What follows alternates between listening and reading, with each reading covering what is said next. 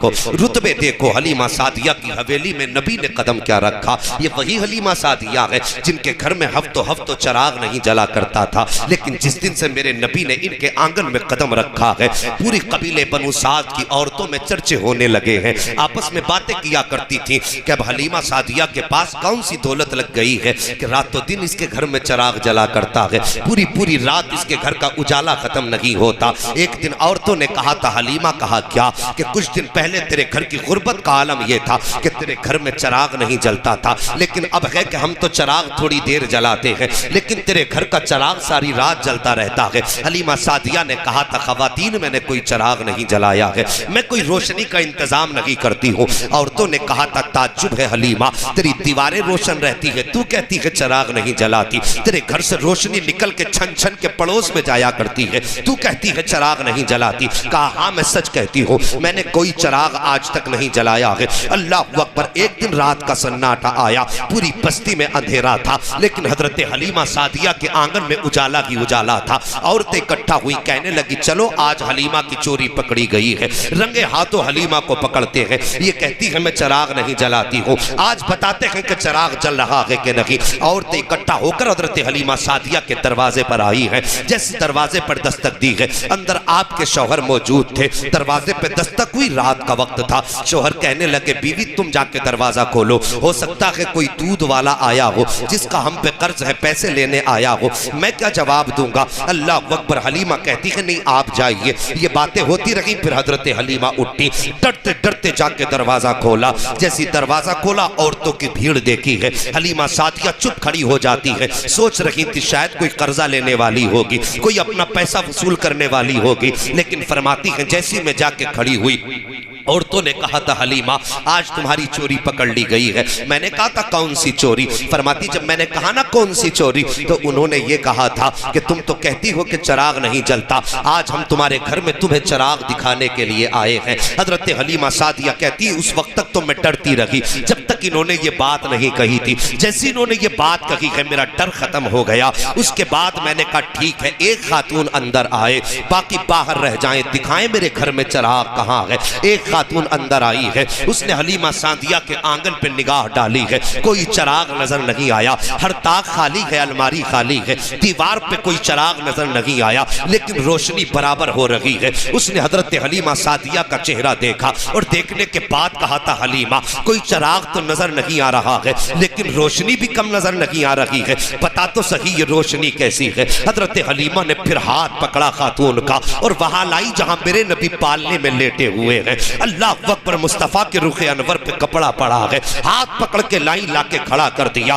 खातून कहती है हलीमा क्या दिखाना चाहती हो। हजरत हलीमा सादिया ने जैसी मेरे नबी के चेहरे से कपड़ा हटाया है, खुदा की कसम नूर की ऐसी रोशनी निकली है कि खातून ने अपने आंखों पे हाथ रख लिया था। हजरत हलीमा कहती है सुन खातून, मेरे घर में कोई चिराग नहीं है, कोई रोशनी का इंतजाम नहीं है, लेकिन कसम है मुझे पैदा करने वाले की, जब से इस शहजादे को लेकर के आई हो मुझे चिराग की जरूरत नहीं पड़ी है। चेहरा इसका होता है चांदनी खुदा उतार दिया करता है। तभी तो आला हजरत फरमाते हैं चमक तुझसे पाते हैं सब पाने वाले, मेरा दिल भी चमका दे चमकाने। सुभान अल्लाह। नारे तकबीर, हाथ उठाकर बोलिए नारे तकबीर, नारे रिसालत, मसलके आला हजरत, अजमते मुस्तफा, नूरे मुस्तफा, हजरत अल्लामा मुफ्ती हम्माद साहिब क़िबला।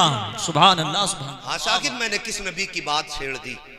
अल्लाह अकबर। कहाँ खोले हैं गेसू यार ने, खुशबू कहाँ तक है। खुदा की कसम मेरे नबी की जात ऐसी है, बातें करते करते जिंदगी गुजर सकती है, मुस्तफ़ा की बातें मुकम्मल नहीं हो सकती है। हाँ जवानों, उस नबी की शान मैंने कहा था खुदा ने महबूब को कायनात की सारी नेमतें अता फरमा, कोई नेमत और कोई हुस्न कोई कमाल ऐसा न था जो महबूब के दामन में न रखा। अल्लाह अकबर। हर हुस्न दिया, हर कमाल दिया, कायनात की सारी खुशियां महबूब के दामन में दी। लेकिन मेरे नबी जब कभी चचा के साथ चलते थे ना, और कभी चचा पीछे हो जाते थे, तो मेरे नबी हाथ रख के कहते थे चचा मेरे पीछे ना चला करो, इसलिए कि लोग कहते हैं तुम्हारा चेहरा मेरे बाप से मिला करता है। हाँ अल्लाह अकबर। ये बाप के रिश्तों की कदर है मेरे नबी ने की है। और आज हम बाप की कदर कितनी करते हैं। अगर जरा सी भी घर के अंदर जायदाद किसकी होती है सारी, बोलोगे? जमीन जायदाद किसकी होती है? सारे बोलो। बाप की होती है ना, उसकी मर्जी है, वो तुम्हें 1 दे या 100 दे या बिल्कुल ना दे, है उसकी अपनी मिल्कियत। तो उलमा से पूछिए, वो मालिक है, वो तुम्हें चाहे तो दे चाहे तो ना दे, मर्जी है उसकी। अगर आपके निकाह हो जाते हैं, आप अलग होके बैठ जाते हैं, घर के अंदर बेटियां जवान मौजूद है, बहनें मौजूद है, तो हमें बहनों का ख्याल नहीं आता, हमें बाप की बूढ़ी कमर का भी ख्याल नहीं आता। हम उस जमीन पे तकिया करते हैं, अब्बा पे है तो जमीन, और अपना अलग कमाना शुरू कर देते हैं, अलग खाना शुरू किया। यार कितने दिन खा लेगा, कितने दिन के मेहमान है माँ बाप। वैसे तो जिंदगी का कुछ पता नहीं है, कभी कभी पके आम रह जाते हैं, कच्ची अमियां टूट जाती हैं जब आंधियां तेज होती हैं। ये जरूरी नहीं है कि जिसके बाल सफेद है पहले वही जाए। अब मुआशरे में नजर डाल के देखिए, सफेद बालों वाले कम नजर आते हैं। जानते हो क्यों? इसलिए कि बुढ़ापे को लोग पहुंचते ही कम है, ज्यादातर लोग जवानी में चले जाते हैं। मेहरबानी करो, बाप के बुढ़ापे का ख्याल करो। मैं एक दिन एक रक्शे में बैठा, बाल सफेद थे बूढ़े के। मैंने कहा चाचा इस उम्र में रक्षा चलाते हो, बेटे नहीं है? वो कहने लगे 4 बेटे हैं। मैंने कहा इस उम्र में रक्षा? कहने लगे घर पे एक बेटी मौजूद है, अभी उसे रुखसत करना था। मैंने कहा तो बेटे साथ नहीं देते? कुछ देर के लिए वो चुप रहा, लेकिन उसने कहा मौलाना छोड़िए, कौन किसका होता है, कौन किसका होता है। शादियां कर दिया, अलग रहने लगे बीवी बच्चों के साथ, हमें कौन देख रहा है। और यार हमारे होते हुए हमारा बूढ़ा बाप रक्षा चलाए, हमें डूब के मर जाना चाहिए। हमारे होते हुए हमारे बूढ़े बाप को मजदूरी करनी पड़े, हमें हया आनी चाहिए। और यार बूढ़े बाप ने हमें इसलिए जवान किया कि जब हमारे बाजुओं में ताकत आ जाए तो हम अलग बैठ जाएं। सोचो, ख्याल करो मेरी बात पे, जरा तवज्जो करना। यहां मजे लेने के लिए मत बैठना, कोशिश करना अल्लाह हमें महबूब का सच्चा इश्क अता फरमा दे। आमीन आमीन। हाँ साकिब उजाले अपनी यादों के हमारे साथ रहने दो, न जाने किस गली में जिंदगी की शाम हो जाए। चलते फिरते मौतें हो रही हैं, थोड़ी देर में खबर आती है वाह फला नहीं रहा। लोग कहते हैं यार अभी तो हमसे बात की थी फोन पे। एक दिन ऐसा आएगा हमारा भी ऐलान मस्जिद से कर दिया जाएगा, फला नहीं रहा। वो हमारी बैठक में बैठने वाले यार हमारे कहेंगे यार अभी तो मुझसे फोन पे बात की थी। वो खुदारा कुछ मौत की तैयारी भी हम कर लें।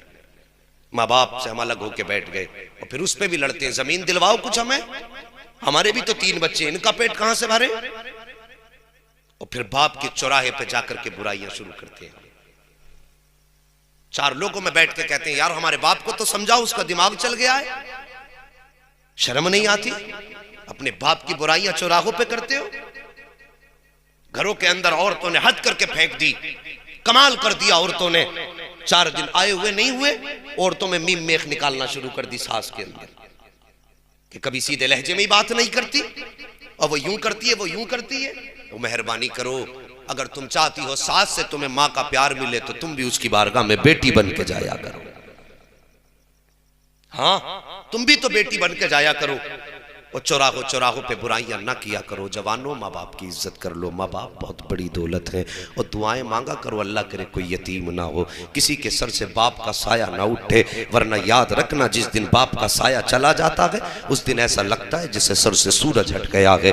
जिस दिन माँ की ममता का आंचल सिमट जाता है ऐसा लगता है जमीन तंग हो गई है। आओ तुम्हें बताऊं माँ बाप की जुदाई कितनी दर्द दिया करती है। एक दिन मेरे नबी हज़रत सरवर कौनैन सल्लल्लाहु तआला अलैहि वसल्लम को अबू जहल ने सर पे पत्थर मारा। मेरे नबी के सर पे पत्थर लगा, मेरे सरकार हरम काबा में गए, आंसू बहा रहे हैं, खून भी सर से बह रहा है। मेरे नबी ने किसी से शिकवा नहीं किया था, सजदे में सर रख के कह रहे थे या अल्लाह जिससे तू राजी है उसमें तेरा महबूब राजी है। रोते रहे हरम काबा में। अल्लाहु अकबर। उसी दिन हजरत अमीर हमजा शिकार से वापस आए, खादिमा से कहा खाने का इंतजाम करो। खादिमा ने खाना ला के दस्तरखान पे बिछाया, लगाया, जैसी लगाया ना खादिमा की आंख में आंसू थे। हजरत अमीर हमजा कहने लगे कि तेरी आंख में आंसू किस लिए? उसने कहा मुझे लगता है खानदान कुरैश की तलवार को जंग लग गया है। इतना मीर हमजा ने सुना, कहा कहना क्या चाहती हो? कहा आज तुम्हारे भतीजे को अबू जहल ने पत्थर मारा है। मैं अभी हरम शरीफ के दरवाजे से गुजरी, मैंने उसको अभी दीवार से लग के रोते देखा है।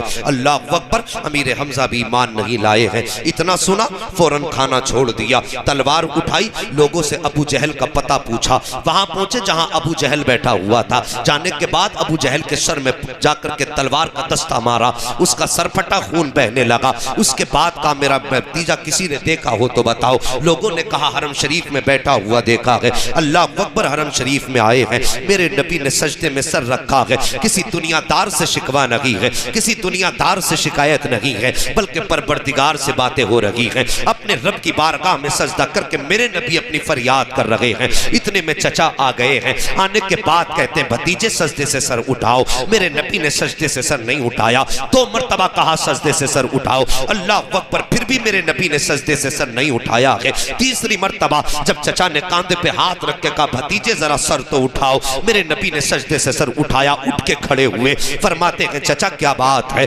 उसके बाद कहते हैं भतीजे खुश हो जाओ, मैं तुम्हारा बदला लेकर के आया हूँ। मुअर्रिखीन ने लिखा है कि चचा ने यूं बाजू फैलाए हैं और नबी को गोद में लेना चाहते थे। मेरे नबी ने फौरन चचा के बाजू झटक दिए और तारीखी जुमले इरशाद फरमाए। आप फरमाते चचा जाइए, आज मेरा कोई चचा नहीं है। अगर मेरा कोई चचा होता तो अबू जहल मुझे रास्ते में पत्थर न मारता। और तारीखी जुमला मेरे नबी ने कहा था, ओ चचा अगर आज मेरे बाप अब्दुल्ला होते तो किसी में हिम्मत नहीं होती जो मेरी तरफ आंख उठा के देख लेता। आज मेरे सर पे वालिद का साया नहीं है, इसलिए लोग पत्थर मार रहे हैं। अगर माँ का साया होता तो आज मैं तन्हा हरम में बैठ करके आंसू ना बहाता। ओ साहिब, माँ बाप की कदर कर लो।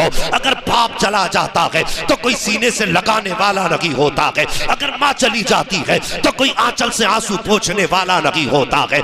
ये वो जात हुआ करती है कि अगर बाप मौजूद है तो हिम्मत नहीं कोई आंख उठा के देख ले। अगर माँ मौजूद है तो आंखों के आंसुओं की हिम्मत नहीं है कि बिना इजाजत निकल सके। लेकिन साकिब जब ये दोनों चले जाएंगे तो जो चाहेगा सताएगा, जो चाहेगा रुलाएगा। जिस दिन दीवार से लग के रोओगे उस दिन तुम्हें माँ का आंचल याद आएगा। जिस दिन दूसरों का जुल्म सुन करके रोओगे उस दिन तुम्हें बाप का साया याद आएगा। और मेहरबानी करो, बाप की कदर कर लो, बाप की इज्जत कर लो। अगर ये चले जाएंगे तो फिर तुम्हें दोबारा दुनिया में नजर नहीं आएंगे। अगर चाहते हो कि दुनिया के अंदर तुम हर परेशानी से महफूज रहो तो माँ बाप की इज्जत कर लो, माँ बाप की कदर कर लो। साकिब, माँ बाप की कदर करना हमने छोड़ी है, मुसीबतों ने डेरा आके जमा लिया है। और साकिब, माँ बाप की बीमारी का वक्त हो उनकी खिदमत किया करो, उनकी खिदमत में आकर के लग जाया करो।